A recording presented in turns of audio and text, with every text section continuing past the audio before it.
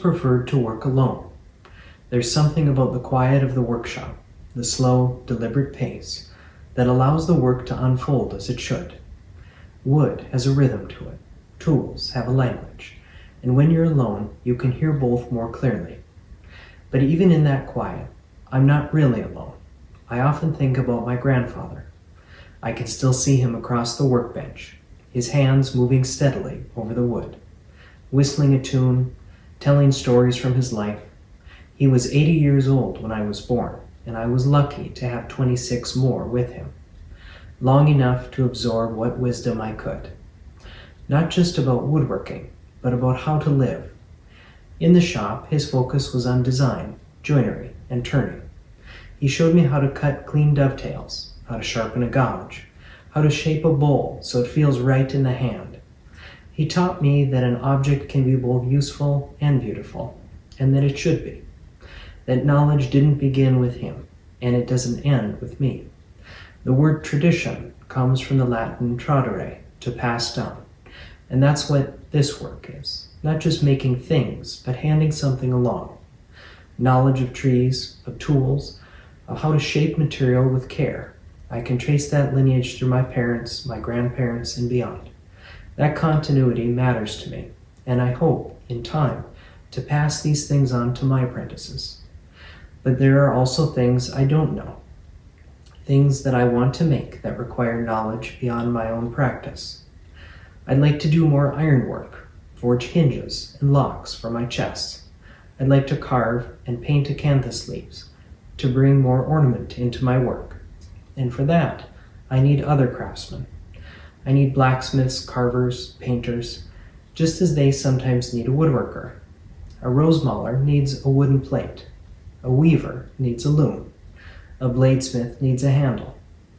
None of this work exists in isolation. These bowls and plates are ready for another hand now, for the painters. My work pauses here so that someone else can begin. That's the nature of traditional craft. It moves between people. Recently, we gathered at a historic schoolhouse in Nome, North Dakota, thanks to a vision by the North Dakota Council on the Arts and the American Scandinavian Foundation. Fiddlers, painters, weavers, blacksmiths, woodworkers, fiber artists, and folklorists, each carrying their own part of a larger tradition. We came together for a few days to share what we know, to listen, and to begin building something that extends beyond any one of us. Because craft, at its heart, is not just about objects, it's about relationships between people, between generations, between material and maker. Even when we work alone, we are part of something larger. Every tool we use was made by someone. Every technique was learned from someone. Every object we make will pass into someone else's hands. I still value the quiet of working alone, but I've come to understand that the work doesn't belong to me. It lives in the space between us. What follows are conversations with the people gathered there, each one carrying their own story, their own piece of this shared work.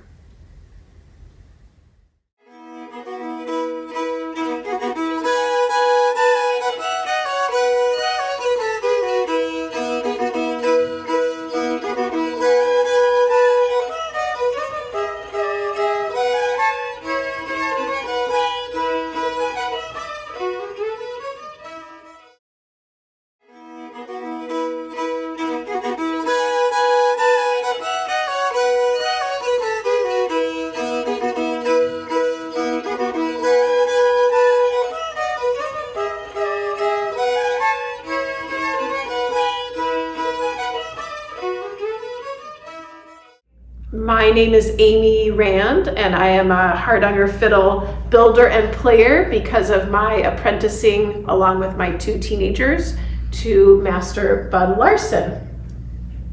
I'm Marlis Larson. I'm Bud's wife, and we do a lot of things together. I'm Bud Larson, and I could probably tell a little bit about my background and how I got into working with hardanger fiddles. My father was born in Førde, Norway, and he immigrated when he was about 17 years old. He was 17 when he immigrated to the U.S. And he was a fiddler. In fact, his grandfather had a fiddle, and he later brought it over to the U.S. And our granddaughter is now studying Hardanger fiddle music in Norway on her great-great-great-grandfather's fiddle, which I restored. But my father was an immigrant, and we were a total Norwegian family. His good friend was Gunnar Helland in Fargo, North Dakota. So Gunnar lived just down the hall from us, so I started bugging him as often as I could. He gave me a fiddle to fix up when I was 12 years old, and that started a relationship of working with fiddles for about the next 9 years, learning Hardanger or learning fiddle making. And there wasn't much interest in Hardanger fiddles at that time. In fact, Gunnar had built his last Hardanger fiddle in 1939, and it hung in the window all the years that I worked with him. And I said, Gunnar, why don't you ever finish that fiddle? And he said, no, there's no interest anymore.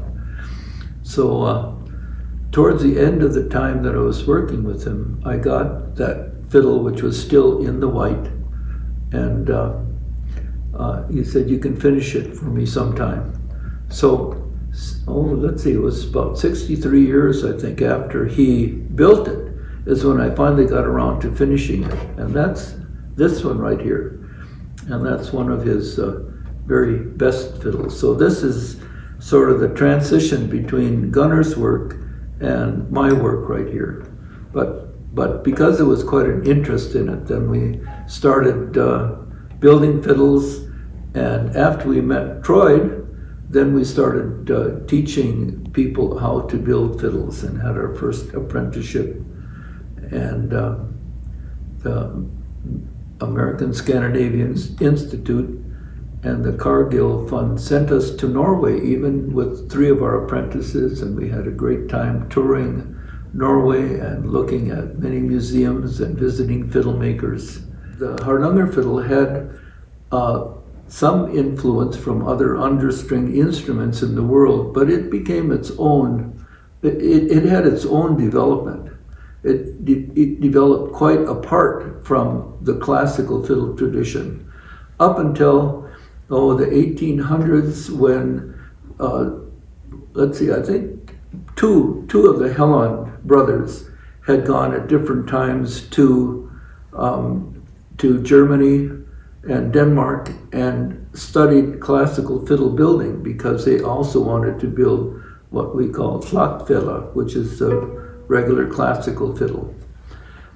And so they brought those things that they learned back to Norway and applied a lot of them, especially the shape, the violin shapes, to the Hardanger fiddle.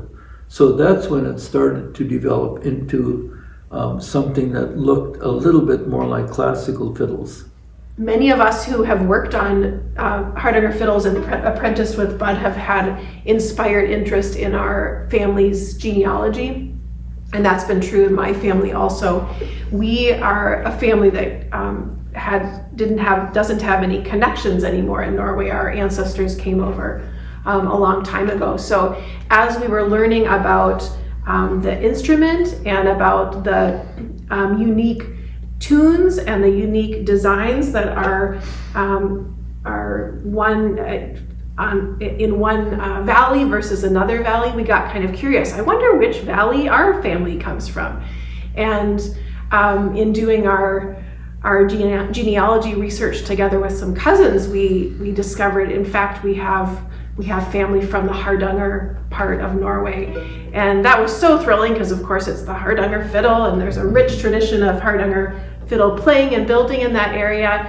And carried on digging a little deeper into our family line, and lo and behold, we discovered that we have a 5th great-grandfather who was a very well-known fiddle player in Granvin, Hardanger, and we can play the tunes that he composed 200 years ago, thanks to a lineage of fiddle players that have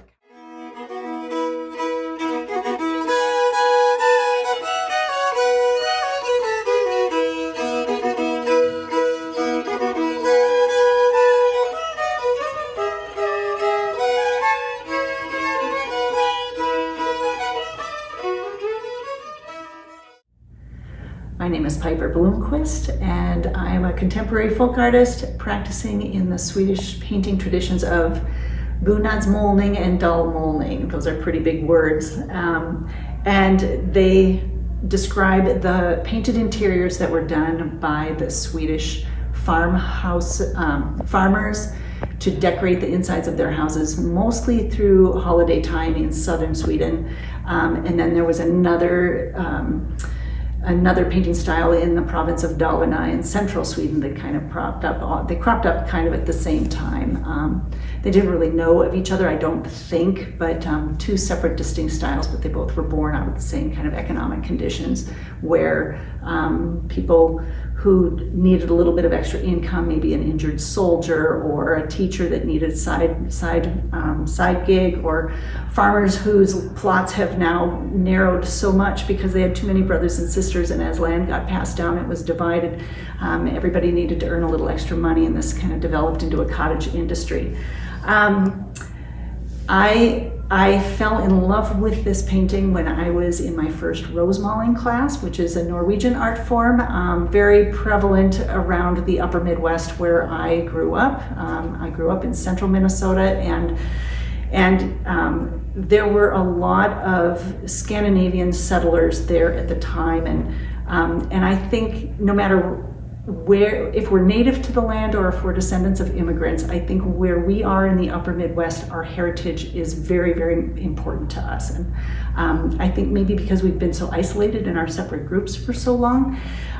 But so the imagery of rosemaling and Scandinavian imagery was all around us. And my mom wanted me to learn to take a rosemaling class. And in my first or second class, it was my second class, the teacher had these books of all these wonderful paintings that looked kind of like the Norwegian rosemaling, but not exactly. And they were pictures of people doing funny things. Some of them were Bible stories, but others were sort of activities of daily life. But it was just the charming, medieval, sometimes really comical and funny way that these people were painted. I just fell in love with them. A lot of my co-painters thought that it was just, it was really ugly, but I just thought they were just so charming, and I found out that it was a Swedish folk art, and ever since then that captured my heart, and I think it was the meaning behind the stories that captured me. And while I love the free-flowing scrolls of rosemaling and the florals, and there's a lot of that too in the Swedish folk arts, I think it's just more meaningful for me to have a story behind it. And so I started learning from Karen Jensen in Milan and then Judith Chenstead in Minneapolis. And Karen Jensen was the one that really encouraged those of us in the class who were painting in this way to come up with our own stories and tell things that were maybe true for us, perhaps universal in the upper Midwest. Some of the Christmas traditions that we had, scenes from growing up, jumping in the river, playing baseball, things like that. All of those things were meaningful to me, but to do it in a traditional Swedish style. And that became my voice. And now I get to not only tell my stories, I've been doing this for going on 30 years now. And I've kind of developed a relationship through our North Dakota Arts Council and some of the other things where I get to meet with community members and elders in elder care facilities and listen and talk with them about their stories. And I can draw those out, create a storyboard on a large canvas, and either I'll paint that all in myself, or I can sometimes bring that into a community and let everybody put their brush strokes on it, and then I take it home and finish it up, and then it becomes kind of a nice, memorable piece. And also, there's nothing like a picture to record history. It's much better than reading it in a big fat book. So I have some samples of some of the things, the smaller pieces that I've done. Most of the work that I do is quite large. And so some of the samples I brought with me. This is a piece from Dalarna, and we have what we would call a common characteristic of the paintings from Dalarna, and that would be this flower stalk called a kurbits, which stems from the Renaissance floral and urn motif. And I have it painted on linen. The old painters used linen and paper, depending on what they had available. And then I have been doing a lot of work with the painting styles from the southern Swedish provinces of the western Småland and eastern Halland. And that is what this is. And the materials they used in southern Sweden were egg-based. The background paint was made out of a starch, flour or a potato starch or a corn, some type of vegetable starch with egg. And then the color is a powdered pigment with egg yolk. And so this is an egg tempera based type of painting. And the reason they used that is these were temporarily hung in the homes. And so it was a little bit more pliable. You can bend it without it cracking all over the place. These were hung temporarily at Christmas time and then taken down and stored. In Dalarna, they used hide glue instead of egg, and those paintings were nailed up onto the walls and remained there for the bulk of the time. And I really want to share this one. This is based on a series that I started doing a while back, probably around 2020 when it was COVID times and I was working a lot at home. I started looking at the tops of pillars in cathedrals from the Romanesque period, and I found some pillars this one's from France, but I found some great ones from Sweden. And I started creating my own Swedish bonadsmålnings out of them.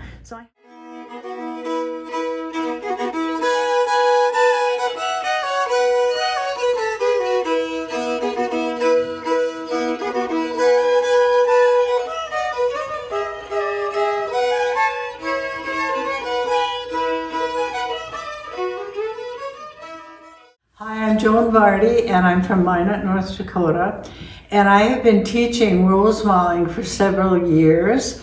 A lot of people think that rose mauling is simply C's and S strokes, but I brought some samples so that you can see some different styles. And the reason that they are a different style is because they're from different areas of Norway. Like this plate right here is the Valdres design, and you know the people from the Valdres area of Norway painted flowers in their designs, and sometimes they would have a picture drawn with theirs, but this is Valdres painting. Okay, now a new type of painting that we're doing with rose mauling is us. And this is their flowers, and the Norwegians didn't always paint on plates or their walls. Sometimes they did like figurines, or they used it on boxes or on the trunks that they used when they came to America. And then the last one I'm going to show you is Gulbrandstall painting from the Gulbrandstall area. And you always know that that's Gulbrandstall because they turn their leaves over in their design. And since we found out about the grants that we could get, I have worked with people individually because we need young people. And I'm Jenny Locke from Minot, and I've been painting with Joan for several years.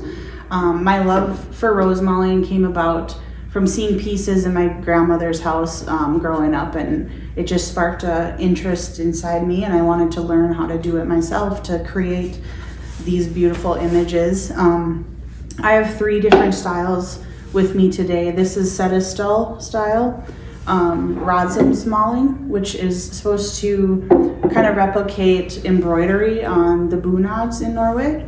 And then my favorite style, which is the first style that Joan actually taught me how to paint, is Rogaland. And so Joan and I've been learning from her for several years, and we've created a great friendship over the deal, and just very grateful for her master skills and to be able to teach them on to me and keep the tradition alive.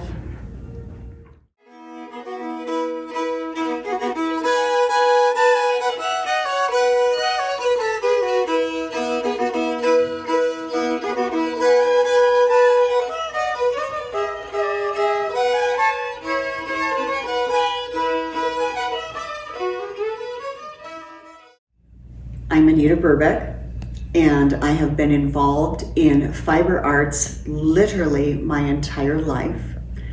I was introduced to the sewing aspect from my mother. I was introduced to the weaving by my grandmother. And fiber arts, particularly weaving, have been in our family in the matrilineal line since time cannot remember when. It has always been there. And so to be able to be surrounded by this lineage of weaving is to be surrounded by my ancestors. And I can feel their presence when I'm weaving. I can actually feel their presence around me. And so it's like I'm reaching back into the past to have their loving arms around me as I'm working. I love to do both historical weaving as well as modern weaving. This piece is just a little sampler of a modern weaving done in a modern 4-harness loom. And it just shows you, it's a real simple setup, but it shows you all the different weaving patterns that you can achieve just even by the most simple of setups. I love to do historical weaving. So in the historical action, then this is done in a warp-weighted loom. This is a very ancient way of weaving that was actually the beginning of weaving that everyone used all around the world until about the 1400s when the floor loom was developed. And this particular one is a West Coast ockle. And so it's designed to be very colorful, very bright. This is what you would make the young bride to be would make her wedding ockle to be her gift to herself and her husband to be. This was handed down from generation to generation. And so this talked about family, it talked about tradition, but it also was colorful. And color is so important in the middle of the dead of winter when everything is so dark. You want to be surrounded by things that are beautiful. This particular piece is very much from my heritage, my genetic heritage. It is a raya piece, and the Finns were famous for doing their raya work. And so in this particular piece, we have a double raya. So when you do a double raya, this is when you would use this particular product for being outside, working, going places in a carriage, in a sledge, that type of thing. But you also can combine your raya with pictorial imagery. So your raya can be very functional as well as pretty and warm. And so it's a functional weave that again is embedded in history, that takes you through time and space, literally. I love being able to teach the art of weaving.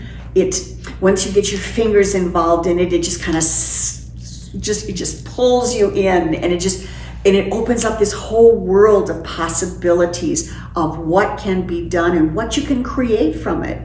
And when I'm doing demos for different festivals, it's so fun to have people come up, and then I can start giving them little snippets of historical stories connected to spinning, connected to weaving, connected to, in ancient times they did null binding. They did not do knitting and crocheting because of course that hadn't been invented yet.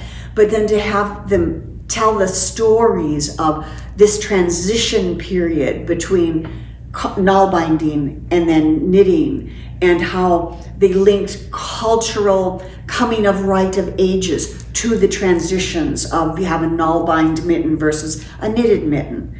And in the spinning of the yarn, originally the yarn was spun on a drop spindle, and then finally in the 1300s, the spinning wheel was invented and brought in, and the distrust of this modern appliance. And again, the stories, the little quotes that came to be about the transition between what was known versus what was modern, and then having to get used to that. And so it's fun to tell people these little stories of transition, and it makes them appreciate the work that went into just to have clothes on your body, to have blankets on your bed, to have decorations on your wall that were more than decorations. They were there to be pretty, they were bright and they were colorful, again, to add that color in this dark world, but also it added insulation against the wind coming through your walls. And then of course your rugs underneath your feet. I mean, fiber was part of everyday living. You know, you think about it, if you didn't have that spinner, you didn't have that weaver working on that, you'd be running around either in leather or you'd be running around naked. So fiber is truly a part through history that this was a survival thing. And to be able to take something that you needed for basic survival, but then to make it beautiful, that's the goal.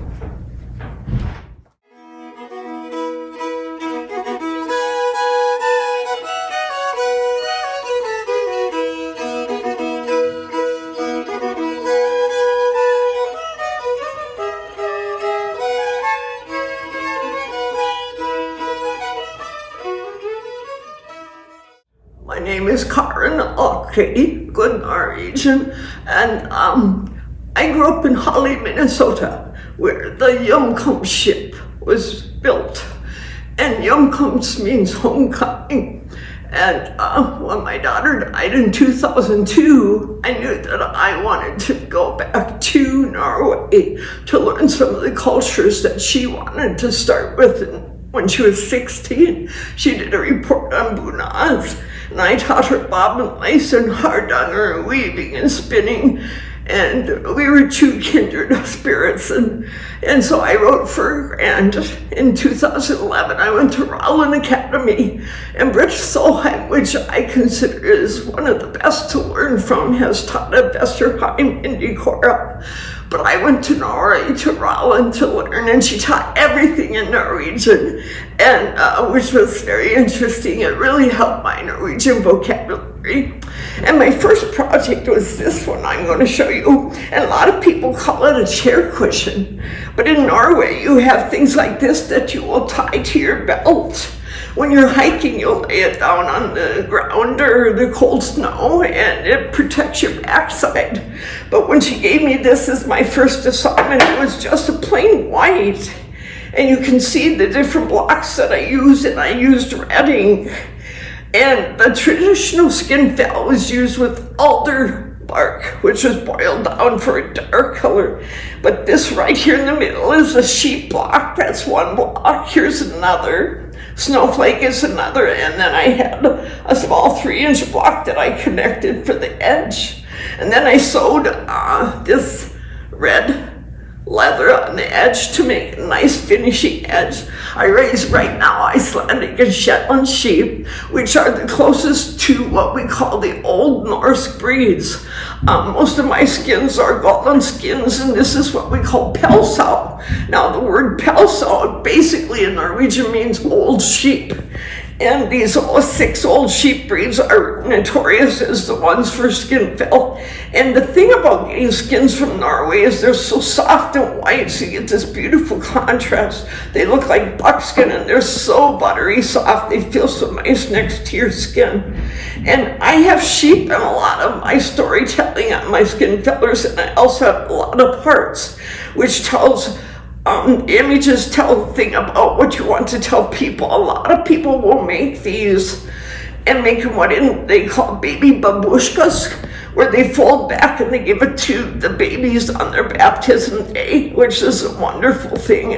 But the thing about the birch box is the history and the feel that goes way back to how the farmers carved it from the tree. And then they took and they made the skins, and to tan it, they would rub it over the side of a fence post to soften it. And they would boil the elderberry. Everything was organic. And so often with everything we're doing here these days is usable, like the brooms and the weaving and the skin fill and the roseball. Everything's usable. Their art, their folk art was something that was everyday stuff that you had in your house. It wasn't just hung on the wall to, oh, that looks pretty. it was usable. It sat in the chair, or it was against the wall, or the farmer would take this and he'd lay it on the snow on his way back from town, and it would protect him from the cold. It was insulation. Or the fisherman now would wrap it around him and it would protect him from the North Seas. So it had a function to it, and the decoration usually wear it out first, but the sewing and the skins, they last forever.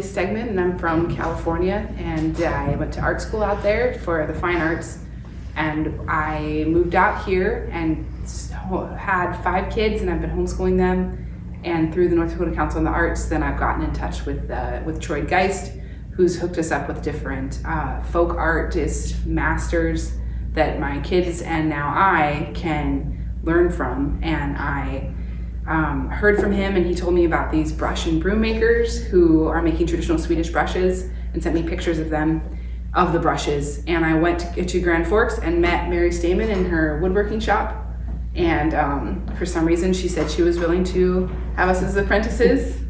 And so she and her son Talon taught me how to make these brushes. My 3 kids were involved in it. It was supposed to just be 2 kids in the apprenticeship, and then I kind of joined in, and then my son came as well, and it was a wonderful time of community. The brushes are really cool, but even more cool is that we got to become friends and share interests, and I think formed a small community that's sort of branched out. Mary got me a job working at Frostfire Art Camp. There's just been a lot of connections like that, so I think that there's a wonderful craft that's learned and a lot of beauty in these folk arts, but I think even more important is that they're a medium for community. Well, I'm Mary, and I got involved in the brush making because I took some classes in brush making and actually broom making up at North House Folk School while I was up visiting on a trip up there. And I just they showed us basics, and then when I got home, I couldn't quit thinking about it, and I talked my son Talon into helping me with some of the woodworking parts of the broom or brush making. So he does a lot of the woodworking, and then we've added some other things like a dustpan, and we just use a different variety of different fibers. We use horse tails, and another fiber called Tampico. It's a cactus from down in Texas, and then we use broom corn. And we've kind of developed a lot of different things because we did the broom making. So we ended up planting broom up in Cavalier at the museum and harvesting it, and taking it through the whole process of drying it and then turning it into brooms. So we do a whole variety of things. No brush or broom that we make ever looks the same. We just kind of create it as we go along. And anyway, a lot of things have turned us into looking at other kinds of craft because of this as well. And yeah, we've just become good friends with family. Lily makes sourdough bread, and now I'm trying to make sourdough bread, so we keep kind of exchanging interests, the common interests that we have.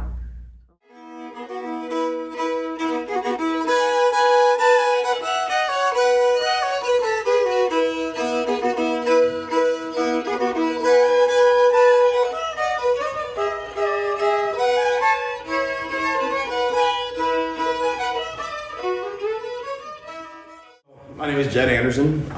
I am originally from northern Minnesota, and when I was 11 years old, I saw a blacksmith at a county fair up in northern Minnesota, and I thought it was amazing. Stood there for an hour and a half watching him, and he ended up making me a candlestick holder out of an old horseshoe. One end he turned up, and that's what held the horseshoe, and the other end he turned up and turned into a horse head. I thought it was amazing.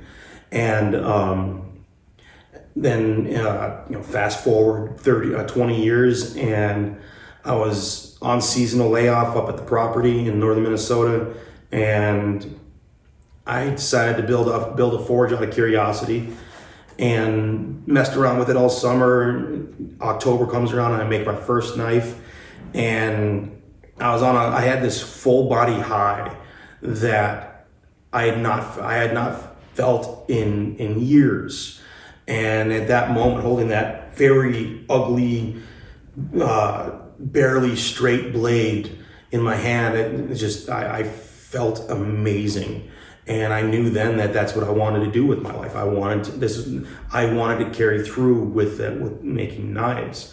And then about 3 years later, I ended up going full time with it. And I truly love making knives. It makes me feel good. I mean, there's very few things you can do in life that make you feel passion, that make you feel passion and full of pride. And that's what knife making does for me. I've made over 1,000 knives, and I'll make one and I'll hold it in my hand, and just makes me smile and makes the heart stutter, and like, yes, this is it. So that's why I do this, because it makes me feel good. And then the other aspect of it is I grew up hunting and fishing, and I learned to appreciate what a good knife can do. So I make the knives I wish I'd had growing up, because I had a lot of crappy ones. And there's also the tangible part of it. A knife takes on its own life after a certain amount of use and time. It holds memories, and it makes those memories real. And so I have a knife. It was my dad's old knife, and he gave it to me, and I still have it 25 years later.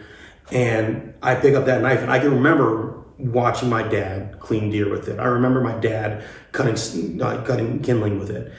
And it makes those memories real, because it's something to hold on to. And that's one thing I look forward to, is my knives 50, 60 years later, people's grandkids using those knives. They're telling the stories of their grandfather using it, and it creates stories, and it makes it all tangible, because you can hold on to it. It's fascinating when you start looking deeper into them. The sax.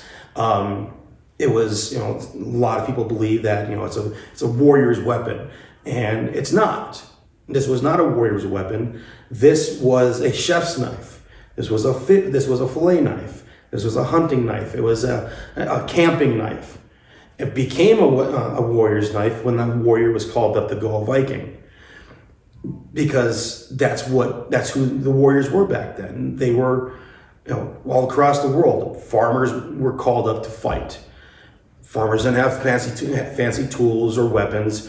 They had their tools, and many of the historical war weapons throughout history were tools that farmers created to make their jobs easier and carry them in the battle, because they needed something to fight with. The sax, the bearded axe, both great examples of that.